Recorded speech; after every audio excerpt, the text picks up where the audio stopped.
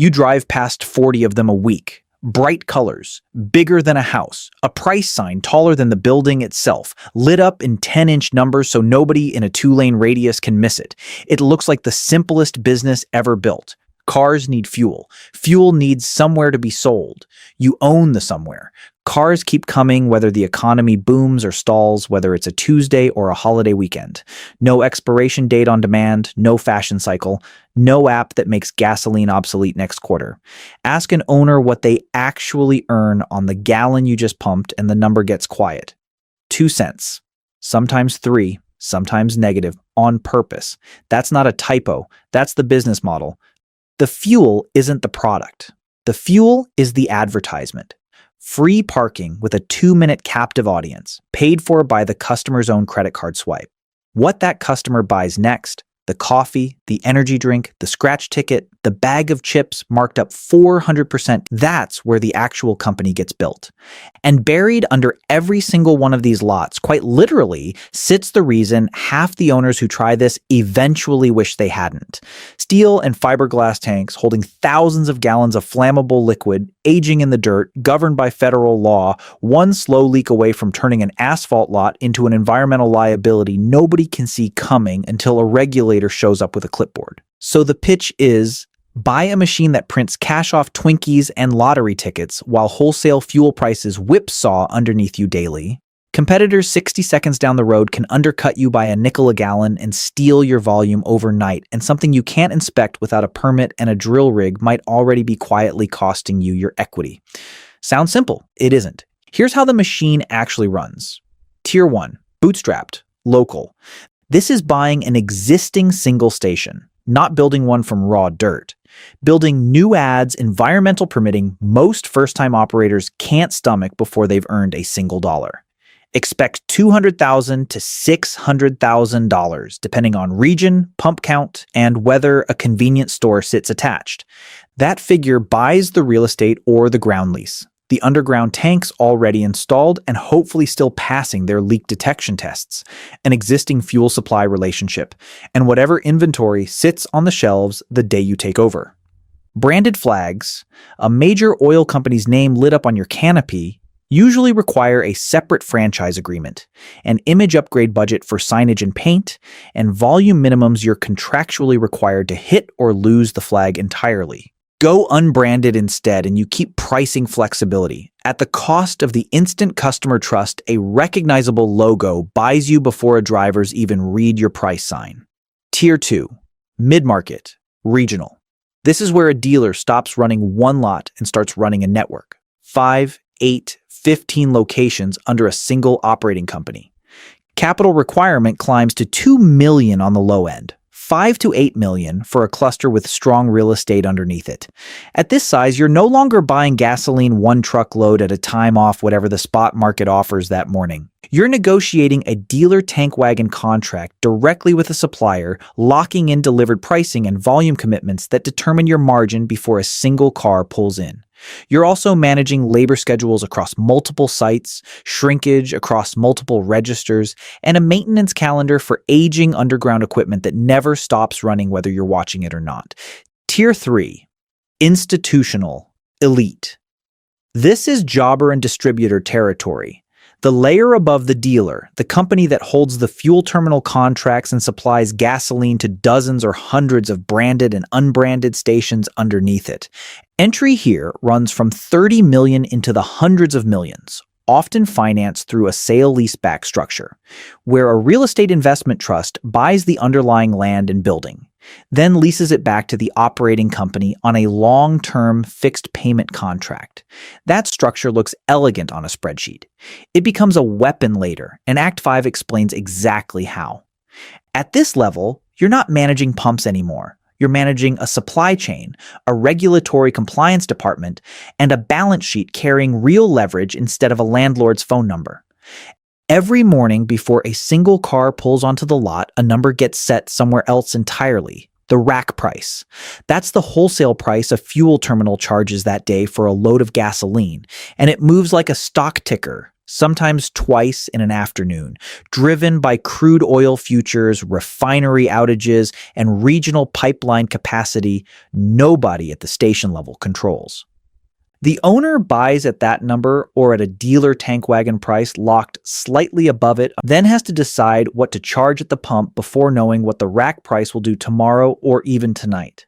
Here's the part that violates ordinary business logic. Sometimes the smart move is to sell gasoline for less than you paid for it. Picture a movie theater. Nobody builds a business selling 2 hours of a dark room and a screen. The ticket barely covers the electric bill and the projector lease. The real business is the walk from the box office to the seat, past the popcorn machine, past the candy wall, past the soda fountain marked up 7-8 times over cost. The film is the hook. The concession stand is the company. A gas station runs on the identical mechanic, just with a bigger hook and a longer walk. The fuel gets you off the highway and into the lot. What happens after you park is where the profit and loss statement actually lives. Operators split the business into 2 ledgers, wet stock and dry stock. Wet stock is the fuel. High volume, brutal price transparency because your margin is stamped on a sign visible from the road, and margins that regularly land in the low single digits, sometimes below 0 during a price war when a competitor drops their number to steal traffic and everyone matches within the hour. Dry stock is everything inside the store. Coffee, tobacco, snacks, lottery tickets, energy drinks. Margins on dry stock routinely run 30 to 50%, sometimes higher on categories like fountain drinks, where the actual ingredient cost is pennies against a sale price north of $2. That means the coffee machine by the door is frequently more profitable, square foot for square foot, than every pump on the lot combined. Octane tiers add another layer most drivers never think about. Premium gasoline costs the station only a little more to buy than regular, but sells for 30 to 40 cents more per gallon, and roughly 10 to 15% of drivers buy it anyway, out of habit, brand loyalty, or a belief about engine performance that often isn't backed by their owner's manual. That gap between what premium actually costs to source and what it sells for is one of the few places inside the fuel ledger where the margin briefly looks like a real business instead of a rounding error.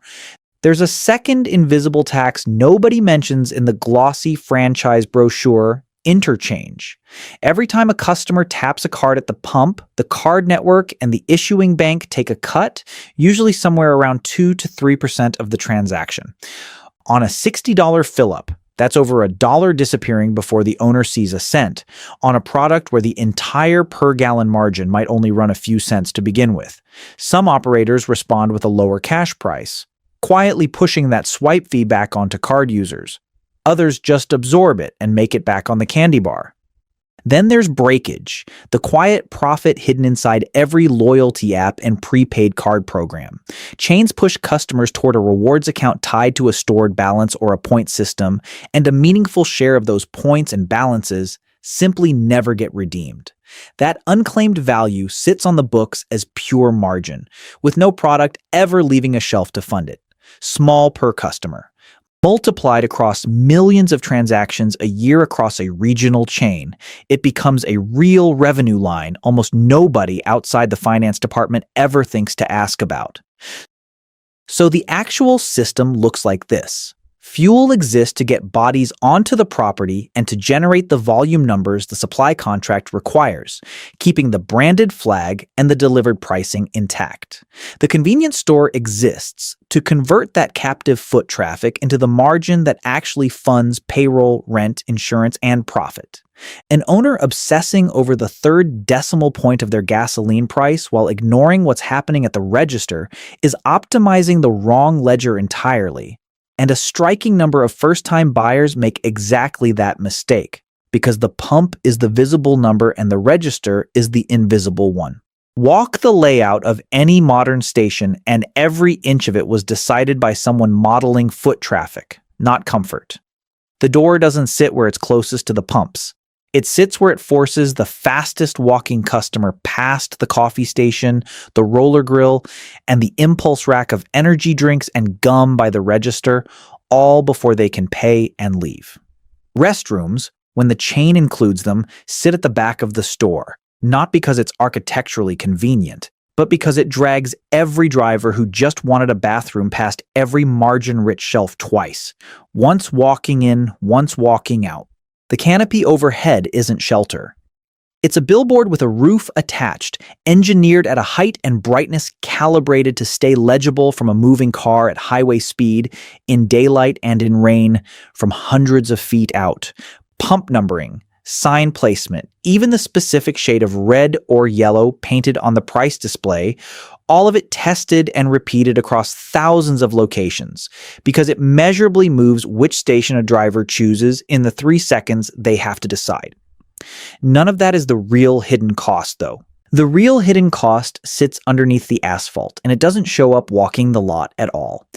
Every station holding fuel is required to store it in underground storage tanks, and those tanks are aging steel or fiberglass vessels sitting in wet soil, governed by federal regulation because a slow leak doesn't stay contained. It migrates through groundwater, sometimes for miles, sometimes for decades before anyone notices a problem. A single confirmed leak can trigger a remediation project running into the hundreds of thousands of dollars, occasionally into 7 figures once soil replacement, groundwater monitoring, and neighboring property claims get involved. State trust funds exist specifically to help cover scenarios like this, precisely because the industry has known for decades that this liability shows up often enough to need its own insurance category. An owner buying a station is, in effect, buying whatever history is buried under that lot, whether the paperwork discloses it accurately or not. Tank age, tank material, and the last inspection date matter more to the real value of the deal than pump count or the brand on the signee, and a striking number of buyers never check any of it closely before signing.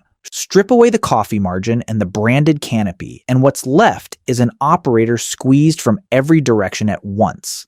A supplier who sets the wholesale price daily, a landlord or REIT collecting rent regardless of how many cars showed up, a card network taking its cut of every swipe, and a competitor across the intersection who can drop their price 3 cents and steal volume before lunch.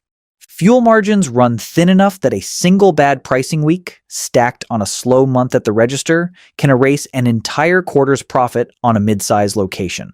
2 failures, decades apart, show the 2 different ways this business actually takes its owners down. The first is a capital structure problem.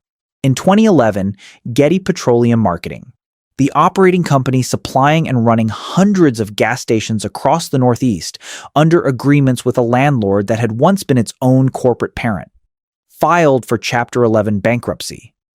The lease payments owed to that landlord were structured as fixed obligations, due regardless of fuel volume, fuel margin, or whether the stations were profitable that particular month.